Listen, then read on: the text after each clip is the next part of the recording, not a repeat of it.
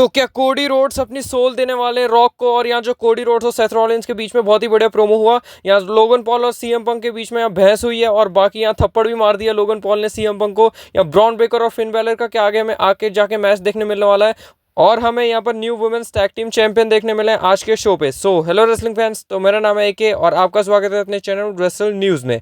तो शो की शुरुआत करते हैं यहाँ पर लोगन पॉल और बहुत ही हेवी बूस्ट के साथ यहाँ पर शो की शुरुआत हुई है, और यहाँ इनको बहुत ही ज़्यादा हेवी बूस्ट मिली थी। पर इस बार ये खास था कि यहाँ पर ये कुछ बोल पाए, पिछली बार तो बोल भी नहीं पाए थे, और इन्हें यहाँ पर बूस्ट थोड़ी कम मिली, पर मिली बहुत ज़्यादा और बहुत ही भयंकर वाली थी। फिर हमें ये स्टार्टिंग में ये बोलते हुए दिखते हैं कि कैसे तुम लोगों को ये बूस्ट नहीं करनी चाहिए, और वो बोलते हैं कि अच्छे से बात करने की कोशिश करते हैं, पर फिर वो आखिरी में ऑडियंस को ही भड़का देते हैं। और फिर उसके बाद वो बताते हैं कि कैसे जब वो last time Monday night raw पे आए थे तो उन्होंने यहाँ पर हराया था रे मिस्टीरियो, जो कि हॉल ऑफ फेमर है, उसको मैंने हराया था, और उसके बाद मैं एलिमिनेशन चेंबर के अंदर क्वालिफाई कर चुका हूं, और इस पे भी उन्हें बूस्ट मिलती है। फिर वो बोलते हैं मैं एलिमिनेशन चेंबर में जाने वाला हूं, वहां पर जीतूंगा और हेडलाइन करूंगा रेसलमेनिया को और मेन इवेंट करूंगा। उसके बाद वहां पर कोडी रोड्स को हरा दूंगा उसकी चैंपियनशिप के लिए, और फिर उसके बाद मैं यहां पर biggest face of the company बन जाऊंगा।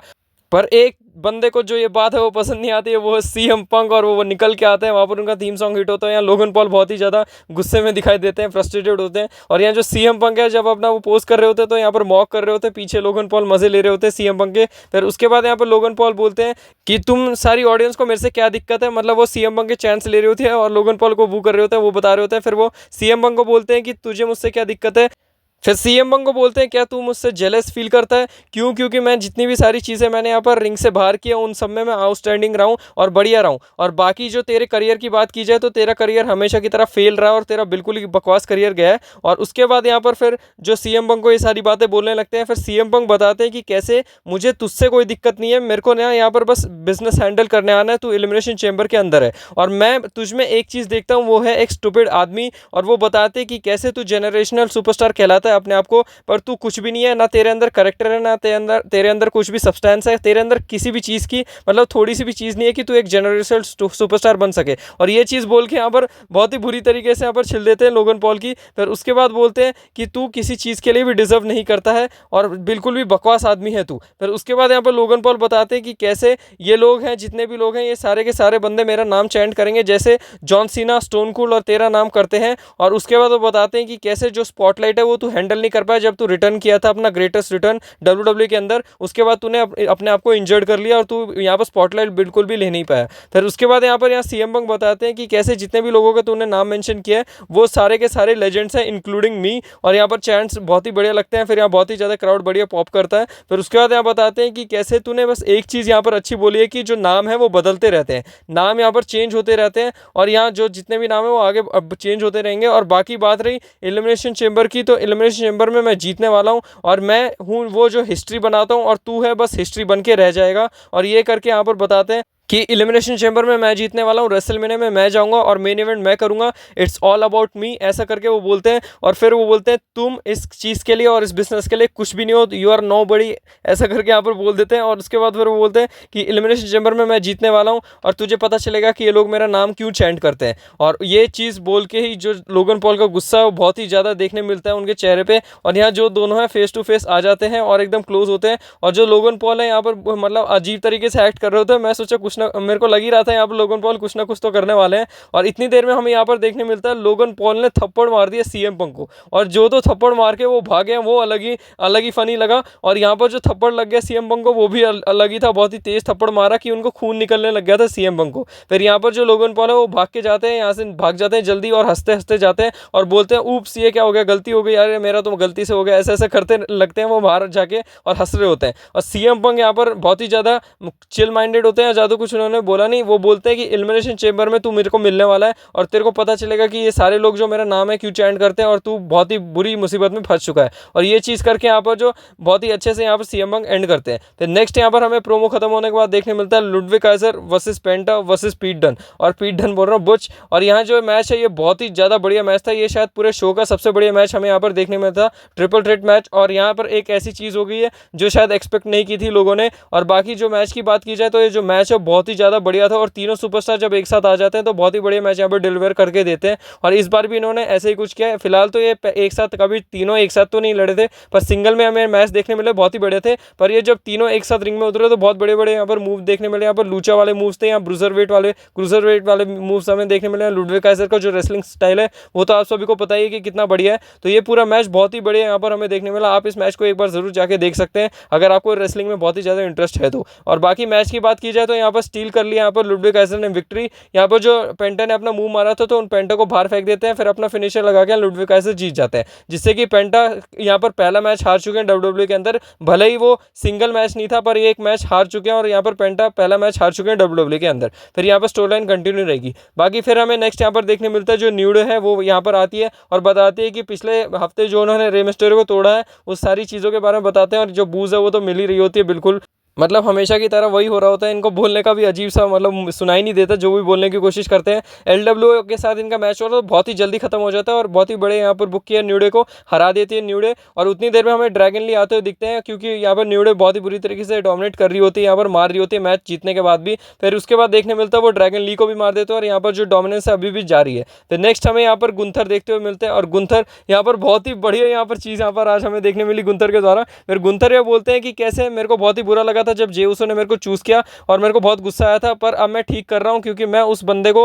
एम्बैरेस करने वाला, उस किड को एम्बैरेस करूंगा बुरी तरीके से धोके रेसलमेनिया के अंदर। और फिर उसके बाद वो बताते हैं कि कैसे आज मैंने एडम पेज से बात की और यहाँ पर मैं वर्ल्ड हेवीवेट चैंपियनशिप अपनी डिफेंड करूंगा और यहाँ पर तुम्हें वर्ल्ड चैंपियन एक्शन में देखने को मिलेगा। और फिर वो इंट्रोड्यूस करते हैं अकीरा टोजावा को और अकीरा टोजावा को यहाँ पर इंट्रोड्यूस करके यहाँ पर मोटिवेट करते हैं कि कैसे बताते हैं कि हम दोनों एक ही जैसे, हम दोनों के बीच में सारी चीज़ें कॉमन है, बस तूने अपना जो बकवास है वो करियर कर दिया है पर मैं यहाँ पर सही जगह जा रहा हूँ। और उसके बाद फिर वो बोलते हैं कि दिखा मेरे को कि आज तेरे अंदर क्या क्या है और मेरे को रिस्पेक्ट फील करा तेरे लिए। फिर उसके बाद यहाँ मैच स्टार्ट होता है और मैच में यहाँ अकीरा टोजावा बुरी तरीके से हरा रहे होते हैं, मतलब हरा तो क्या ही रहे होते हैं, मार रहे होते हैं गुंथर को। और यहाँ गुंथर बहुत ही बढ़िया तरीके से यहाँ पर सबमिशन मूव लगाते हैं, उससे भी बच जाते हैं। फिर उसके बाद बहुत सारी चीज़ों से बचते दिखते हैं पर यहाँ पर आखिरी में जीत जाते हैं गुंथर। और गुंथर यहाँ पर हरा देते हैं अकीरा टोजावा को पावरबॉम्ब मार के और स्लीपर होल्ड मारते हैं अकीरा टोजावा को और उसके बाद ओटिस को भी मारते हैं। पर यहाँ पर कुछ ज़्यादा फायदा नहीं हुआ क्योंकि यहाँ जब भी स्लीपर होल्ड मारने जा रहे होते हैं ओटिस को तो यहाँ जे उसो आ जाते हैं और जे उसो बचा लेते हैं। बाकी इन दोनों की स्टोरी लाइन है वो कंटिन्यू है अभी भी। फिर नेक्स्ट हमें यहाँ पर शो पे देखने मिलता है वुमेन्स इंटरकॉन्टिनेंटल चैंपियनशिप का मैच डकोटा काय वर्सेस लायरा वल्केरिया।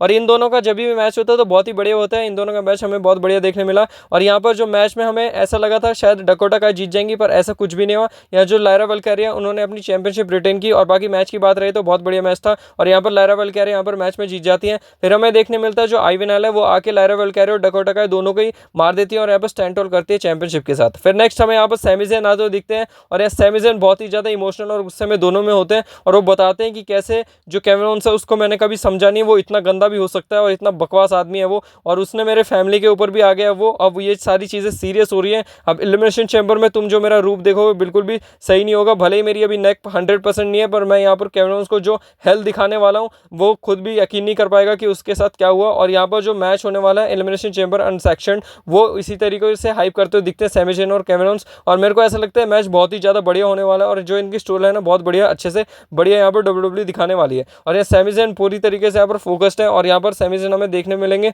कि कैसे वो जो केविन ओवेंस के पीछे पड़े हुए हैं वो बहुत ही ज़्यादा सीरियस हो चुके हैं इस चीज़ को लेकर और सैमी ज़ैन यहाँ पर यही सारी चीज़ें बताते हुए दिखते हैं। नेक्स्ट हमें यहाँ पर देखने मिलता है Dominik Mysterio versus Bron Breakker. और ये मैच वैसे बताने लायक क्या ही है, इसमें यहाँ पर आप ये फोटो देख सकते हैं, यहाँ पर फोटो खिंचवा रहे होते हैं जब यहाँ पर एंट्रेंस कर रहे होते हैं जजमेंट डे। उसके बाद यहाँ ब्रॉन ब्रेकर आते हैं और इस मैच में क्या ही कहीं यहाँ पर जो डोमिनिक मिस्टीरियो है बुरी तरीके से यहाँ पर पीटे जाते हैं। यहाँ पर ब्रॉन ब्रेकर की तरफ से धो के मार रहे थे, ऐसे कपड़ा जैसे धोते हैं वैसे ही धो रहे थे डोमिनिक मिस्टीरियो को, कभी उधर उछाल रहे थे कभी उधर उछाल रहे थे। और बाकी यहाँ पर मैच की बात की जाए 1-6-1-9 लगा तो दिया था पर यहाँ क्या ही फर्क पड़ता है ब्रॉन ब्रेकर को, इतना खतरनाक बंदा है वो। और यहाँ पर बीच में यहाँ पर इंटरप्शन भी देखने मिली। और बाकी जो मैच की बात रही तो यहाँ पर डोमिनिक मिस्टीरियो जीत गई थी। यहाँ पर फिर जजमेंट डे आके मार रही होती है ब्रॉन ब्रेकर को और ब्रॉन ब्रेकर स्पीयर वेयर लगाते थे कार्लिटो डोमिनिक मिस्टीरियो को। और यहाँ पर ये पिक देखिए आप, यहाँ पर फिन बैलर और ब्रॉन ब्रेकर के बीच में एक बहुत ही बढ़िया यहाँ पर पिक हमें देखने मिली है, बहुत बढ़िया मूवमेंट देखने मिला। इसके बाद यहाँ फिन बैलर यहाँ से भाग जाते हैं। फिर नेक्स्ट हमें यहाँ पर कोडी रोड्स अपने अनडिस्प्यूटेड चैंपियन आते हुए दिखते हैं। फिर वो जैसे बोलते हैं what do you want to talk about, इस बार वो बोलते हैं मेरे को पता है सब, आई नो कि तुम्हें क्या बात करनी है। और फिर वो बताते हैं कि कैसे वो जो सोल के बारे में वो सारी चीज़ें थोड़ी अलग सी हो गई हैं बिल्कुल ही, और सारे लोग इसी बारे में बात करते हैं। और फिर वो बताते हैं कि मैं कभी भी फैन से झूठ नहीं बोलता और इस बार भी झूठ नहीं बोलूँगा। और वो बताते हैं कि कैसे वो रेसलमेनिया को एक और बार मेन इवेंट करने वाले हैं। और वो फिर ये बताते हैं कि जो उनकी फैमिली है वो उनके साथ डिस्कस करके ये चीज़ डिसाइड करेंगे, अकेले खुद कुछ भी नहीं करने वाले हैं। और फिर वो बताते हैं कि कैसे जो रॉक है वो ऐसी चीज़ रख रहा है मेरे सामने जो मेरे को बहुत ही ज़्यादा फाइट करना पड़ेगा, स्नैच करना पड़ेगा, बहुत ज़्यादा मेहनत करनी पड़ेगी, पर रॉक मेरे को एकदम बस एक चीज़ के बदले दे रहा है। मतलब वो बता रहे होते हैं कि रॉक बस इतना चाहता है कि बिना फाइट किए मेरे को सब कुछ मिल जाए। और इतनी देर में यहाँ पर सेथ रॉलिंस का थीम सॉन्ग हिट होता है और सेथ रॉलिंस का जो आज आउटफिट था और हमेशा की तरह बहुत ही बढ़िया आउटफिट यहाँ पर आता है। और यहाँ जो सेथ रॉलिंस है बहुत बढ़िया अपनी एंट्रेंस करते हैं और सेथ रॉलिंस यहाँ पर बोलते हैं, स्टार्टिंग करते हैं कि जो रेसलमेनिया 40 के बाद में अभी हम दोनों एक साथ रिंग में खड़े हैं और एक साथ मिल रहे हैं। और वो कांग्रेट्स करते हैं कोडी रोड्स को एक साल चैंपियन बने रहने के लिए। फिर वो बताते हैं कि क्या चल रहा है, क्या बकवास चल रही है, पिछले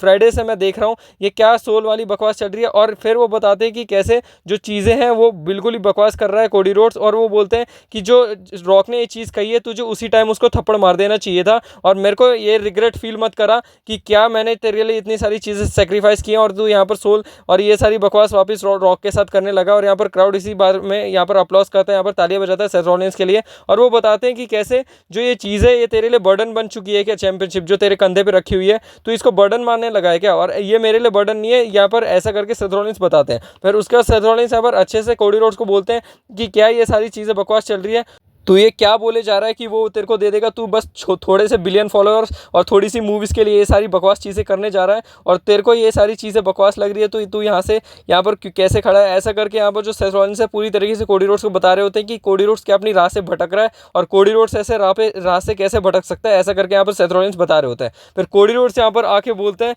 कि कैसे तू जो जजमेंटल लग रहा है मेरे को बहुत ही ज़्यादा, यहाँ पर मेरे को ऐसा लग रहा है ऑफुल साउंड कर रहा है, और तू तेरे से यहाँ पर सोल इसलिए नहीं मांगी क्योंकि तेरी जो सोल है वैसे ही कॉम्प्रोमाइज़ हो गई थी। यहाँ पर ये जो लाइन ड्रॉप की है तो बहुत ही खतरनाक थी। फिर वो बोलते हैं कि मैं तेरे को अच्छे से जानता हूँ, तूने कैसे मेरे पीछे पीठ पे यहाँ पर स्लेज हैमर मारा था और शील्ड को भी तोड़ा था और शील्ड के साथ तोड़ के यहाँ पर अथॉरिटी ज्वाइन कर ली थी। मेरे को अच्छे से पता है तू क्या चीज़ है और तू भी मेरे को जानता है अच्छे से कि मैं क्या चीज़ हूँ। और फिर वो बताते हैं कि तेरी दूसरी साइड भी है, तू मेरी शील्ड बन के आया था रेसलमेनिया 40 में, तू मेरा ब्रदर बन के आया था, तू मेरा भाई था उस टाइम पे और अभी भी है। और फिर वो बताते हैं कि कैसे तेरा एक लेग में दिक्कत थी, तेरे बैक में दिक्कत थी, पर फिर भी तूने मेरे को सपोर्ट किया और इतनी अच्छी तरीके से यहाँ पर जो मेरी फैमिली का सबसे बड़ी चीज़ है वो प्राइस तूने दिलवाई है, तो मैं बहुत ही ज़्यादा रिस्पेक्ट करता हूँ। फिर सेथ रॉलिंस से आप बताते हैं कि मेरे को वो कोडी रोड्स नहीं चाहिए बिना सोल का, मेरे को वो कोडी रोड्स चाहिए जो मेरे को आके डिफीट किया था रेसलमेनिया 38 में, एक आर्म के साथ हेल इन अ सेल मैच में मेरे को हराया था। और कैसा वो जो कोडी रोड्स था मेरे को पुराना वाला कोडी रोड्स चाहिए। और बाकी मेरी बात रही तो मेरे को एक चीज़ चाहिए वो है टाइटल, ना कि तेरी सोल। और ये करके यहाँ पर माइक ड्रॉप करके यहाँ पर चले जाते हैं। और बाकी सेथ रॉलिंस ये भी बताते हैं कि कैसे मैं नहीं चाहता कि तू